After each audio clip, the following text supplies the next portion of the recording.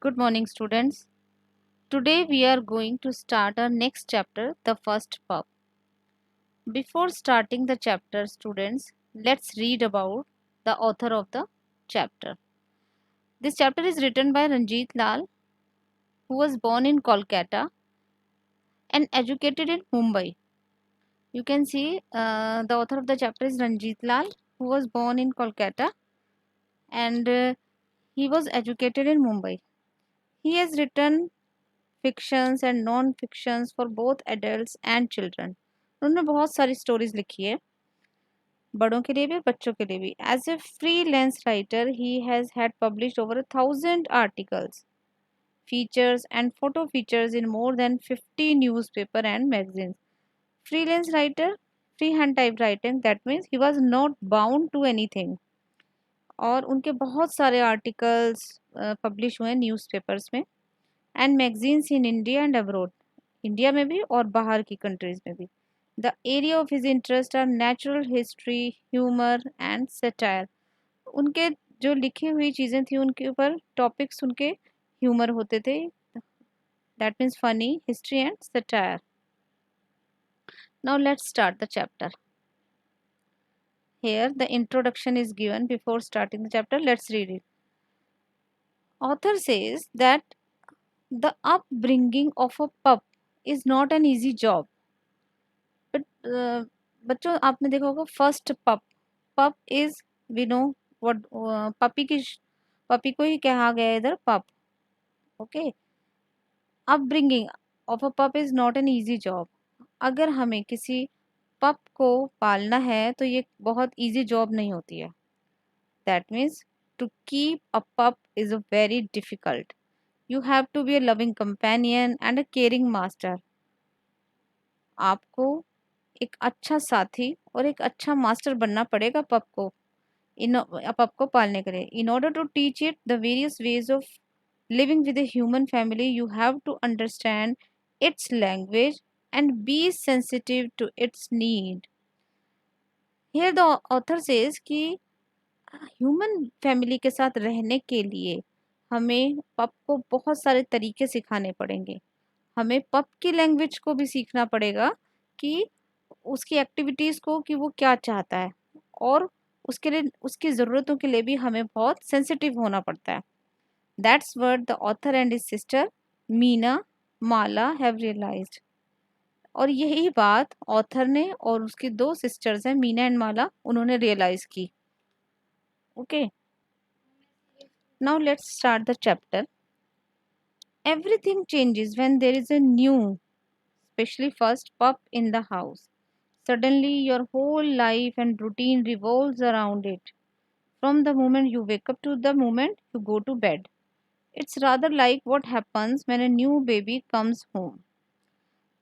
Author के घर में नया पप आता है और उसके आने के बाद ऑथर कहते हैं कि हर चीज़ चेंज हो गई. हमारी आपकी पूरी लाइफ चेंज होती है, आपका पूरा रूटीन चेंज हो जाता है और पूरा रूटीन आपका उसी के आसपास घूमता है. उस क्षण से जब आप जागते हो और उस क्षण तक जब तक आप सोने जाते हो. It's rather like what happens when a new baby comes home. Now here the author compares the routine of a pup with the same routine. जब हमारे घर में कोई नया बेबी होता है तो हमारा रूटीन पूरा चेंज हो जाता है. We make our routine according to the new guest, according to the new baby, because when he grows up, gradually he learns our ways of living. We made all the bringing up mistakes it was possible to make with Bambi, and she reaped the benefits of those nearly all her life. यहाँ पर author कहते हैं कि हमने उसको बड़ा करने में बहुत सारी गलतियाँ की, जितनी हमसे हो सकती थी, क्योंकि हमें कुछ आइडिया नहीं था कि कैसे कैसे सिखाना है उसे. And she reaped the benefits of those nearly all her life. Here you can see in your book word meaning. Here the meaning is also given. Reap the benefits. Got the advantage of. Got the advantage of. अब वो कहता है author कि हमने जो गलतियां की उसका पूरा फायदा, पूरा एडवांटेजेस उस पपी ने उठाए. We never realized that pups, like babies, would test the edibility of everything that came their way. Edibility means able to be eaten. हमने कभी रियलाइज भी नहीं किया था कि जो पप्स होते हैं, जो बहुत छोटे पप्स होते हैं न्यूबॉर्न बेबी की तरह, वो taste edibility of everything that came in their way. आपने देखा होगा छोटे छोटे बच्चे, छोटे छोटा जब हम पपी घर में आता है तो जो भी रास्ते में उसकी चीज आती है वो उसको मुंह में लेता है। तो यहाँ पे ऑथर यही कह रहे हैं कि जो बाम्बी थी वो हर चीज को टेस्ट करती थी, कोशिश करती थी उसको मुंह में ले ले। And that pups had this insane and insatiable desire to chew to pieces absolutely everything. और अब ये पपीज की एक खास आदत होती है, जो भी चीज उनके रास्ते में आती है वो उसको चबा जाते हैं, चूज कर जाते हैं। Insatiable desire, a desire too great to be satisfied. अपने आप को सेटिस्फाई करने के लिए वो हर चीज को चबा जाते हैं जो भी उनके रास्ते में आती है, या उसके टुकड़े टुकड़े कर देते हैं। It was not very long before shoes and slippers were ruined, table and chair legs began looking rather jagged around the edges, and even books, some of which I still have, were partially pulped and smelt of something awful for ages afterwards. Here the author says कि ज़्यादा दिन नहीं हुए थे जब हमारे घर में कभी बिफोर शूज एंड स्लीपर्स वर रून्ड, अगर कोई शूज है स्लीपर है सब वो खराब कर देती थी।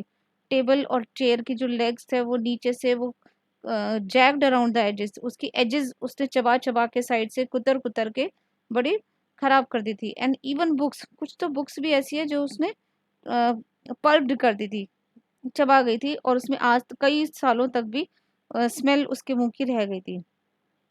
We had to watch out that our pup didn't put her pretty face into electric sockets और chew live wires which would have been disastrous।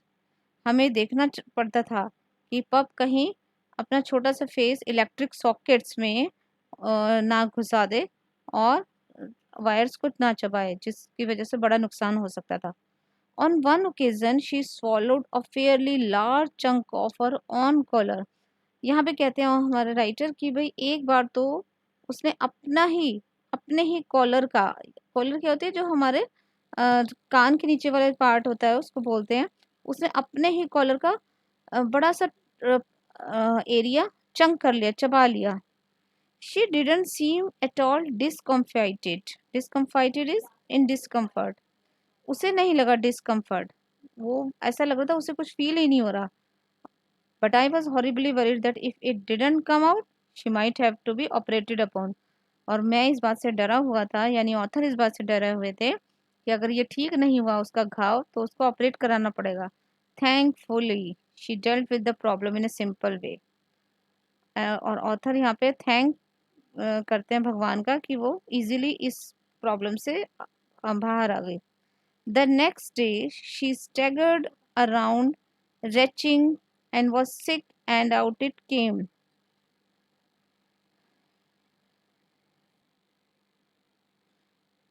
Thankfully, she dealt with the problem in a simple way। The next day, she staggered around, reaching, and was sick, and out it came। अब author कहते हैं कि next day what happens, she staggered around retching. She staggered around retching that means वो एक ऐसी जगह, she staggered around retching, retching के यहाँ पे दिया हुआ आपका trying to vomit, she was trying to vomit, उसको वॉमिट जैसा फील हो रहा था। और and was sick and out it came intact, vomit जैसा फील हो रहा था उसको, लेकिन ऑथर कहते हैं कि वो थैंक करते हैं कि ज़्यादा कुछ डैमेज नहीं हुआ। स्टैगर्ड मतलब not damage, and was sick and out it came intact, but I am glad we didn't have cell phones in those days. अब वो कहते हैं कि शुक्र है कि उन दिनों हमारे पास सेल फोन्स नहीं हुआ करते थे। Of course, this chewing mania stopped as she grew, but it didn't stop her from stuffing her face where it was not required। Author कहते हैं हो सकता था कि वो हर जगह अपना कहीं भी अपना मुंह को मुंह डाल लेती थी जिन चीज़ों में रिक्वायरमेंट नहीं होती थी, लेकिन अभी भी वो रुकी नहीं इस काम से। ऑफ कोर्स दिस च्यूइंग मानिया means a strong interest in something. उसका इंटरेस्ट क्या था, वो हर चीज़ को टेस्ट करके ज़रूर देखती थी और अब उसकी आदत ये सुधरी नहीं थी. You know, mummy says there is a packet of butter missing from the fridge. I was informed on returning from college one afternoon.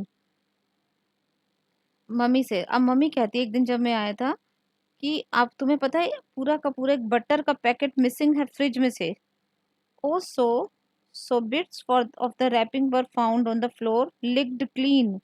और वो ये भी बताती हैं कि बटर का जो पेपर था वो फर्श पर मिला, उसके टुकड़े टुकड़े मिले और बिल्कुल साफ था. लिक्ड क्लीन मीन्स किसी ने उसको अच्छे से चाट रखा था. Licked clean, what do you mean by licked clean, वेज बॉम्बी.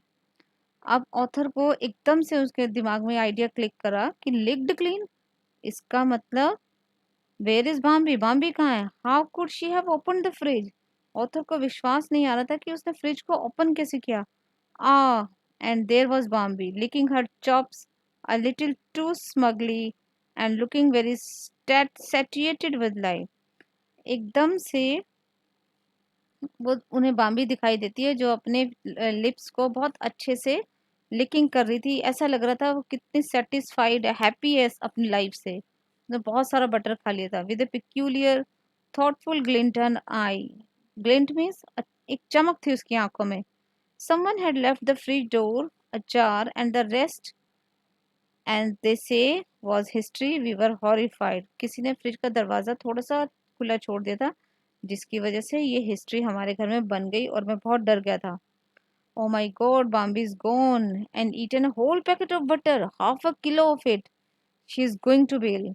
ऑथर कहते हैं बॉम्बी हाफ केजी का पैकेट खा गई. Surely she is going to be ill. पक्का वो बीमार होने वाली है. And sure enough for the next 2 days she was very thirsty and unhappy. और ये बिल्कुल ठीक था. नेक्स्ट 2 days के लिए वो बहुत उसको प्यास लग रही थी और अच्छा फील नहीं कर रही थी. एंड पकी बॉक्सर मीन्स फीलिंग लाइक वॉमिटिंग. उसे वॉमिटिंग बार बार फील हो रही थी. Looking very sorry for herself as she try to find a comfortable position to lie down in. और ऐसा लग रहा था वो बड़ी अनकंफर्टेबल फील कर रही है, वो कोई कंफर्टेबल पोजीशन ढूंढ रही है लेटने के लिए. Needless to add, there was lots and lots of cleaning up to do behind her. अब ऑथर कहते हैं अब ये बताने की हमें नीड नहीं होती है कि उसके बाद हमें कितना फर्श साफ करना होगा, कितना फर्श साफ करना पड़ा था. Of course, she didn't learn a thing from the experience and repeated the performance another time with a kadhai full of oil in which kebab had been fried.